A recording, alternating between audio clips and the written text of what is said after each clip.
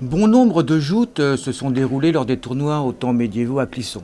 Les seigneurs combattaient pour prouver leur courage, leur sincérité, leur honnêteté. Le meilleur était récompensé. En 2020, les temps ont changé. Toujours des rixes pour gagner les municipales, mais cette fois c'est le plus populaire qui gagne. À ce jeu, Xavier Bonnet termine à la première place avec 1557 voix, soit 49,73%. Deuxième, Franck Nicolon avec 1412 voix, soit 45,10%. Et Richard Bélier termine à la troisième place avec 161 voix, soit 5,14%. Nous noterons une forte abstention avec une participation de seulement 58,53% des Clissonnais inscrits sur les listes électorales. Côté candidat, beaucoup d'émotions pour Xavier Bonnet. Oui, très heureux et très ému de pouvoir afficher cette victoire pour Clisson. Parce que c'est historique, depuis 1993, les mandats successifs ne permettaient pas aux maires qui se représentaient de poursuivre un deuxième mandat. Donc pour ça, c'est une victoire historique. Et puis, je rends un véritable hommage à celui qui m'a porté dans la vie politique clissonnaise, car en 2007, c'est Jean-Michel Busson qui est venu me voir, me chercher pour intégrer l'équipe à l'époque en 2008. Et donc un vrai respect pour Jean-Michel Busson qui aurait partagé cette victoire ce soir. Alors, en restant dans le négatif très rapidement, donc le respect, beaucoup de demande de respect d'un côté comme de l'autre pendant ces élections, qu'est-ce que vous en pensez ? Alors, il y a eu une campagne sur les réseaux sociaux où j'étais personnellement attaqué sur ma personne, sur mon métier de sapeur-pompier. Et puis il y a eu d'autres petites choses. Et donc effectivement, les réseaux sociaux font partie d'une campagne électorale aujourd'hui. Il y a eu de l'attention par rapport à ça. Ça fait partie d'une campagne électorale et chacun a pu apporter des réponses aux questions posées. Alors de votre côté, par contre, pas d'animosité vis-à-vis de l'opposition ?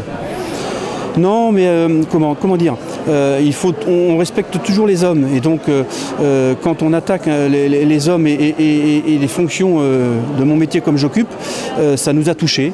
Donc, aujourd'hui, la page est tournée, la victoire est nette. On a 145 voix d'avance. Et donc, elle est incontestable.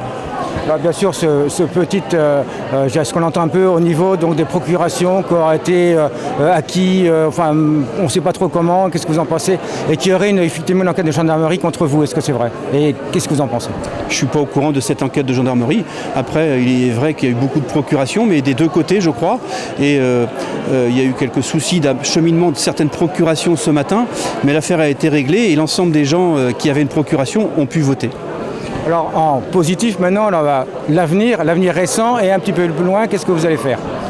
Eh bien, l'avenir, d'ici vendredi prochain, donc le Conseil va se réunir sous son nouveau format, avec 22 élus de l'équipe Clisson avant tous et vous, avec 7 élus de l'équipe M. Nicolon, et donc une équipe d'opposition. Et on élira le nouveau maire vendredi prochain. Et puis dans la foulée, nous avons jusqu'à la fin juillet pour voter le budget 2020, parce que le budget 2020 n'a pas encore été voté à Clisson. Déception forte, bien entendu, pour Franck Nicolon et son équipe. Oui, évidemment, c'est une déception pour nous. On va pas se cacher, on ne va pas se raconter d'histoire. Donc, il y a eu une inversion du résultat entre le premier tour et le deuxième tour. Cependant, il y a eu 60% de participation environ de la part des Clissonnais, avec 145 voix de retard. Donc, c'est un vrai choix des Clissonnais qui a été fait. Ce que je peux dire, c'est qu'il y a eu quand même le triple de procuration entre le premier et le deuxième tour. Donc ça veut dire qu'il y a des voix qui ont été recherchées sans doute plus par l'équipe de Xavier Bonnet que par la nôtre, ou celle de Richard Bélier. L'électorat de Richard Bélier s'est effondré et s'est reporté vraisemblablement en grande partie sur les voix de Xavier Bonnet. Et puis il y a, au lieu de 5 jours de campagne entre deux tours, il y a eu 3 mois de campagne, d'une certaine façon, par le maire. Donc évidemment, c'est pas la même chose à l'arrivée, quoi. Voilà. Et peut-être que le Covid est bien pour certaines personnes et pas d'autres. Écoutez, nous en tout cas on a essayé de communiquer, vous en savez quelque chose parce qu'on est passé par votre média aussi, pour essayer d'expliquer à la population les actions de solidarité qu'on a menées, et qu'on va continuer de mener d'ailleurs, puisque aujourd'hui on a aussi 7 élus dans la minorité, donc on va continuer notre action au quotidien, et puis on va former une nouvelle équipe bien sûr, pour être toujours présent. On représente quand même 45% des voix des Clissonnais, donc ce qui est une réalité. Il y a des gens qui nous font confiance, plus de 1200 personnes, donc on va continuer avec elles. Donc vous ne laissez pas tomber les Clissonnais ? Il n'est pas question de laisser tomber les Clissonnais. Clisson s'invente ensemble, c'est toujours un slogan d'actualité. Ils peuvent compter sur nous, sur notre action.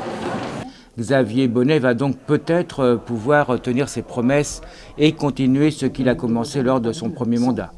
À la suite de l'annonce des résultats, Xavier Bonnet, maire de Clisson, a rappelé que les gestes barrières contre le Covid-19 devaient être respectés lors de cette soirée. Sinon, en conclusion, nous pouvons en déduire que peu de citoyens s'intéressent à la vie politique. Allez savoir pourquoi.